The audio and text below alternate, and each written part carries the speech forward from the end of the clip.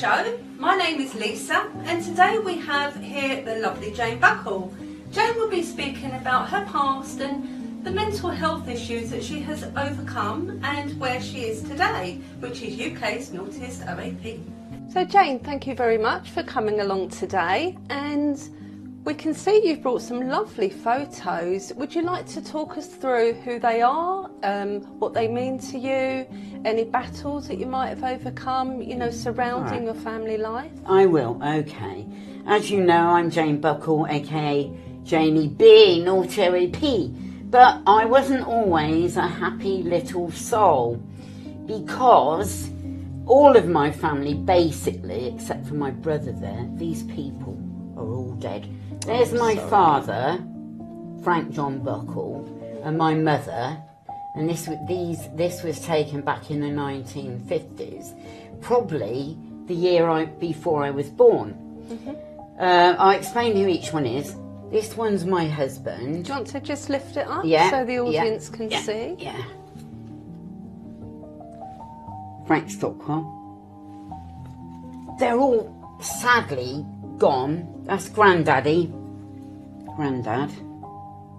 Harold, Clarence, Redvers, Skinner. Right? Now, this one is all the family.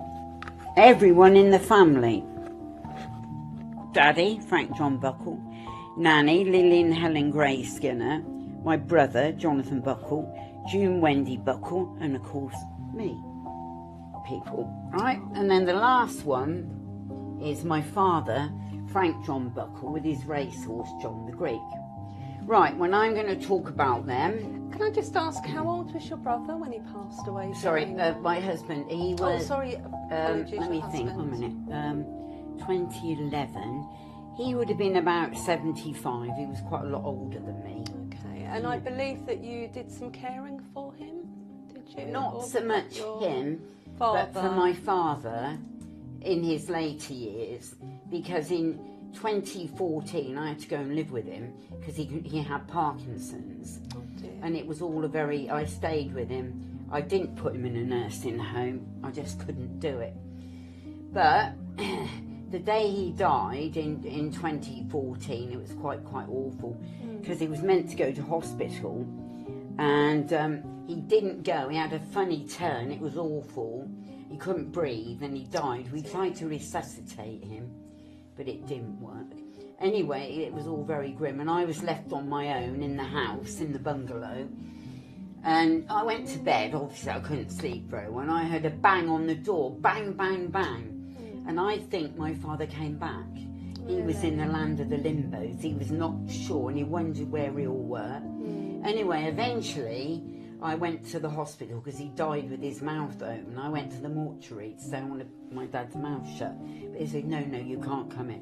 Anyway, after that, I had to clear the house out, do everything on my own.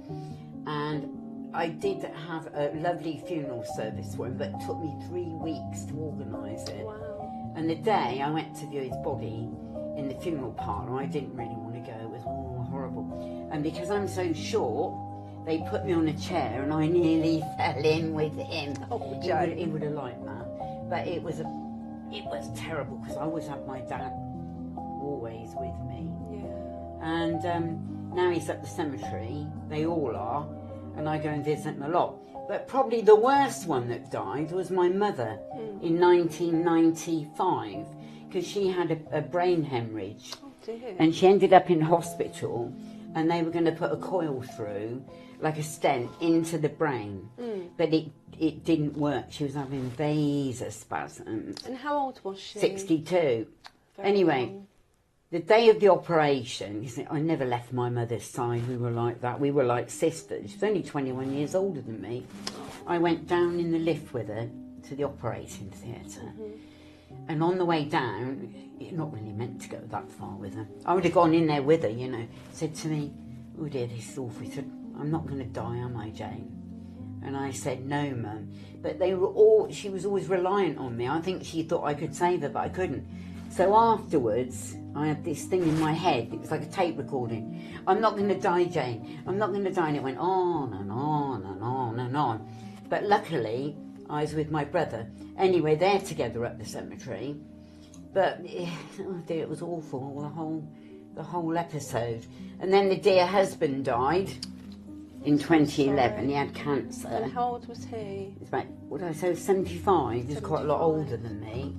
But it's all been... still young though, 75. Yeah, it's all been a bit traumatic.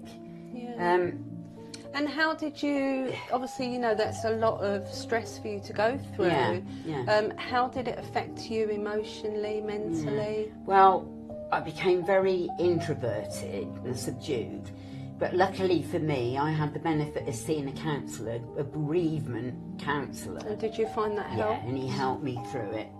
And he said, you must try and find something in your life, because your mum and dad, your dad always said, you're very funny, get out there and entertain people. So that's when I started to embrace life, to do films, comedy, entertainment, all of that. And of course, Altogether Tavern, which I'm very proud to be in. I'm the mother of Margie. Yeah. And, you know, it's kept me occupied, but you do need a hobby, otherwise you will lapse into the depths of despair, and that is not a nice place. So anyone going through bereavement, you would recommend them seeing a bereavement counsellor. And obviously, you know, looking at Jane now and what she's achieving in her acting career, reality TV, been on many shows, it does show you that, you know, finding a hobby, if you are going through, not just through bereavement, any mental health issue, just find something that you can focus on and, you know, see a way out of that cloud that you're in. Reach out for help. So Jane, you touched upon you go to the cemetery a lot. How frequent do you, you know, go there, and how do you find that affects you mentally? Does it cause you to be upset? Does it help you grieve? If you want to speak a little bit about that. Well, I do go up the cemetery a lot, probably 2 or 3 times a week. And in lockdown, I was up there every day. It was really lovely. But I go up to see my mum and dad, as you can see, right? And they are together. And grandfather.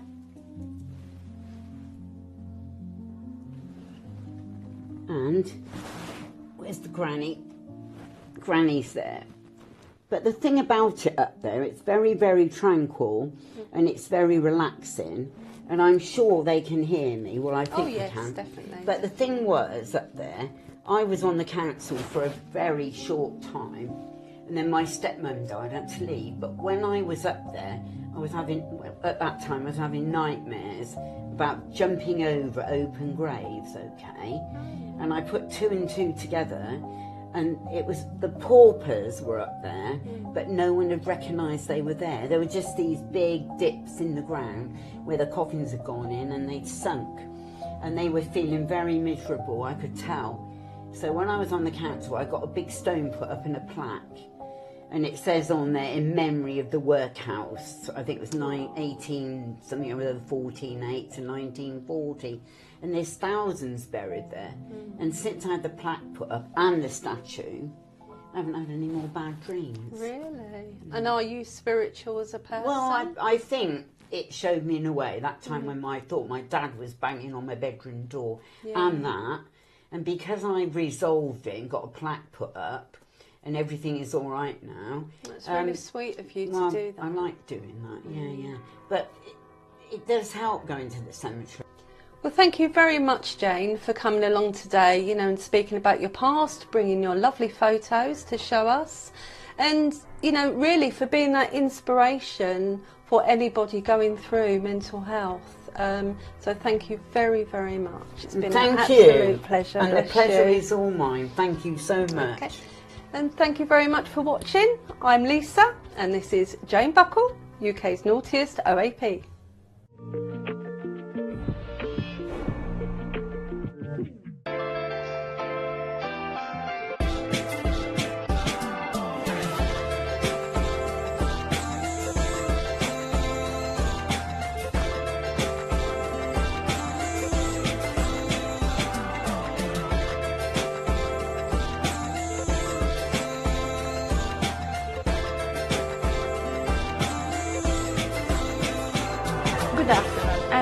and today I have here with me Mr. Elias Hadjikemes, Brussels-based cyber. It's a senior European advisor on security and defense, also member to the International Institute for Strategic Study of London, UK.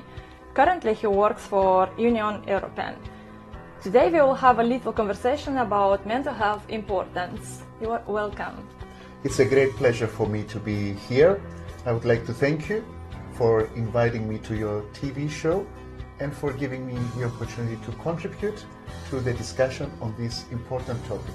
How are you maintaining your mental health every day, being a very busy person with a lot of responsibilities? Well, I think that there are two main things that contribute to that. First, what I do for myself, and the second is the conditions, the situation in my working environment. On the first, I've managed to have a routine. And when you have a routine, it helps you have less stress and less anxiety to have some more time for yourself. Have some habits like sleep better, eat healthier, be active, do some sports and so on. So I have this routine, I interact with people, I communicate with family, this helps a lot. I go out with friends. So this helps me maintaining my mental health. In my working environment, I mean, it's very good working environment, financial security, I mean, there are clear tasks, motivation, there is recognition of the work, professionals working with me. So I think this has also helped in maintaining my mental health. It's an environment at work where there are no, let's say, discrimination, there is no inequalities. So all this, I think, contributes to having a good mental health or have less risk to my mental health. So what I say often is that the personal life, the private life and the work life, it's like communicating vessels. I don't know if you're familiar with this term, I mean, in physics. I mean, if you have balance in one, most likely you're going to have balance in the other as well. While if you don't have balance in one, you don't have balance to the other. So I think at this stage, I have balance in both. Mm-hmm. I agree with this. And do you think that many people, they are still ashamed or, I don't know, hiding, not preferring to talk about mental health problems? Well, shame is a strong word. It's a hard. It's a painful situation, which for sure sometimes leads to loneliness and depression. Shame comes from from how we perceived ourselves, or how do we think that others have the perception that others have for us. And this is really hard. I mean, there are people that think about it, and it's really negative. Okay, and you know, I mean, when you face problems or you feel like there's a problem with your mental health, you don't easily go out and you don't easily share with others, because you're going to be thinking probably that you're going to be mocked, or you're going to be, I don't know, considered as a lunatic, or being a strange person. So yes, shame is really a situation where people need help to deal with. You need to improve your self-awareness. You need to identify the source of your shame, and to the extent that this is necessary, you need to seek for help. Yeah, definitely, that's true. And they have to deal with this and stop thinking like someone will judge us for this. So I agree with this. Yeah, we had this. People tend to hide it because they don't want to be perceived as psychos. Yeah. Which is a normal situation. It could happen to anyone, right? Yeah. And I mean, just imagine where in particular moments in time. I mean, even in the recent past, like in the COVID situation. I mean, more people had issues. Okay. Now, even with the situation in Ukraine, more people. This situation causes people. I mean, this is insecurity, this fear may bring a lot of people in this situation. So, in these cases, you need to seek help. And also, what I would like to say is that if you identify that there is a problem with your mental health, or you think that you need to change something, this cannot happen overnight. First of all, you have to do it step by step. Set a goal, one goal, second goal, third goal. It doesn't happen overnight. The second thing is that you need to plan, okay? So you need to plan so that whatever you apply in your life, whatever changes you're making, to be consistent and coherent, okay? Not to change that tomorrow or the day after. So you need to plan, and this is really important. And I think from my experience, having seen people in this situation, I think that you need to reshape a little bit reshape your thinking. Mm-hmm. So, I mean, you don't have to change completely your life when you identify that you have some issues. Step by step, plan your steps, be consistent, be coherent, achieve little goals, and I think you're gonna manage. Yeah, you mentioned about the Ukraine, and I am from Moldova, so I remember when this started, how affected it me, because I have family there. So I'm still thinking about them. If something will get worse, what's gonna happen? And I'm always thinking about my mom, my sister, my brother, because I have a lot of members of family there. So another reason. You're right. I mean, there is a tendency. I mean, in these shocks, when we have these shocks, the first thing we do is to look at the economy. But eventually, there are implications also to the social well-being. Okay, mm-hmm. So I think that it's natural under certain circumstances, people to find themselves in this situation. Mm-hmm. I mean, people are losing their job. I mean, financial insecurity is a big issue.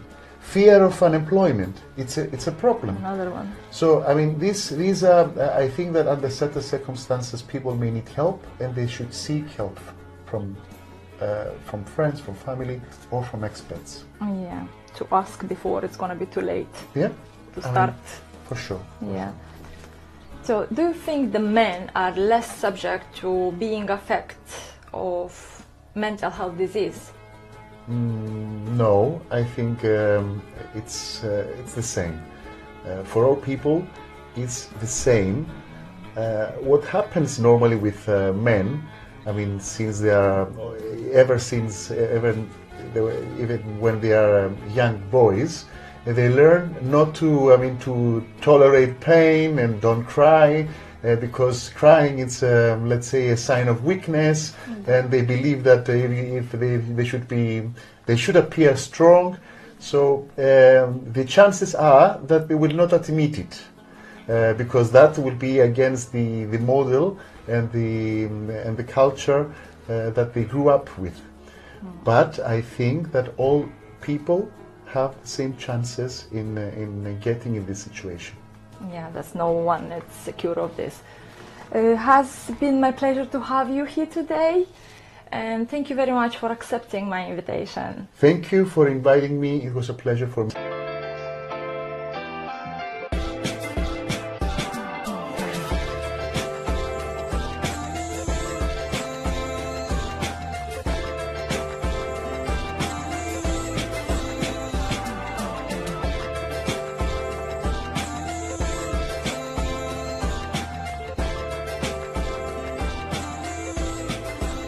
Hi, my name is Helen. Welcome to the Mind of Omata, a TV show that gives us your mental health a voice. Going back to 2018, the study showed nearly 70% of models reported anxieties and depressions, and 1 of 3 goes through the eating disorder. Let's welcome Danielle today. Danielle will take us back to the world of pageants and beauty. So do you think those statistics reflect your experience, Danielle? So take us back to your story. Not my personal experience, but it depends what you're going for, because obviously it's there's a huge spectrum of modelling, fashion, pageantry. But pageantry actually has really helped me, and my most recent pageant that I did was Beauty and Brains, and that was an amazing pageant, but I was a host for that and a judge. Okay. Now that pageant is so empowering for women because they have to undertake apprentice style tasks like baking, selling, merchandise, presenting, and so it's very empowering. The face of pageantry is changing, and I fully support pageants like that. That's good. I also won an award which I'm very honoured to receive because of my work in pageantry, because I stand up for the underdog and really promote integrity in pageantry. Wow. And it's the Crown of Queens Award, as I got a crown for it. I can see that. And a sash, Miss Britannia sash, which was an honour because that's actually my pageant, so I'm collaborating with Beauty and Brains, and so they sashed me, and I'm going to be launching my own pageant. So you're Miss Britannia? Miss Britannia. Wow, so congratulations. Thank you. Danielle. So it's for my launch.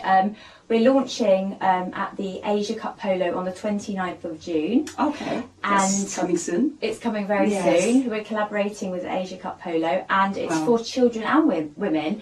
And the only criteria is to be confident and showcase your personality. Absolutely. Which is really important. Yes, that's good. Yes, I mean, I was in the pageantry as well world then, way back, and that's good.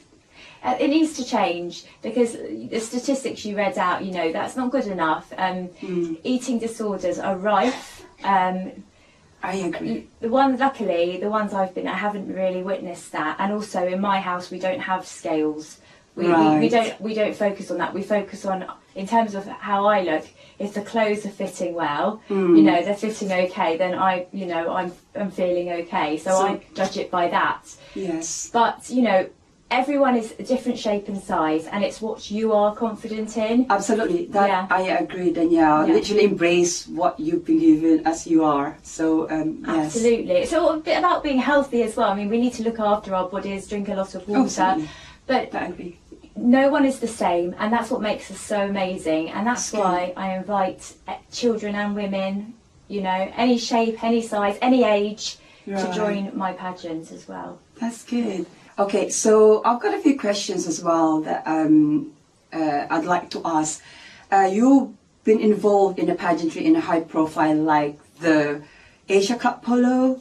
I think that's what you mentioned is coming up as well. That's a fashion show, yes. How do this platform help promote confidence? You did talk about it as well. Everyone thinks, and they call it a beauty pageant. I want to get rid of that term beauty pageant. Yes. It's not acceptable anymore because it's so empowering. It's not just that when you're on the stage, it's the work you do in the run up to the stage. So we need to change all those stereotypes. Stereotype, yeah, that's the right word. And there's so many people that will say, beauty pageants still, and I just want to throw that term in the bin because well done. It's like a goalpost. Every pageant you do, you're becoming your best self in every way. Yes. So your appearance, how you take care of yourself, your poise, how you are as a person. I agree. So I'm doing a pageant in August. I'm doing another one called Diamond. Well done. And they're amazing, and that's my goalpost to improve myself as well. So I think that it needs to be, it's not just on stage and beauty, it's about your journey, and it's about being, the judges need to look at your journey. It's not just on the day, it's about how you are as a person, your consistency, your hard work. Yes, well, thank you. Thank you for sharing us your story today, Danielle, and literally changing the behind the scene of pageants and fashion. So all women should be equal. Everyone's and beautiful. Absolutely. Everyone that I is agree. beautiful. Yes. And I encourage women to have a go at this because it's not what you think. So any age can. Any age. So for my Miss Britannia, any age can join Yes. from age 5, So I can 50 join. plus. Yeah, any age. Brilliant. Can join. Because Thank you.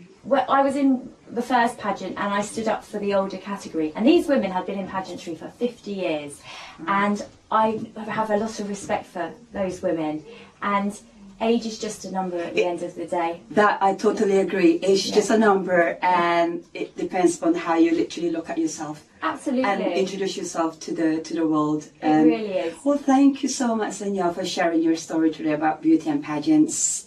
Thank you. Thank you.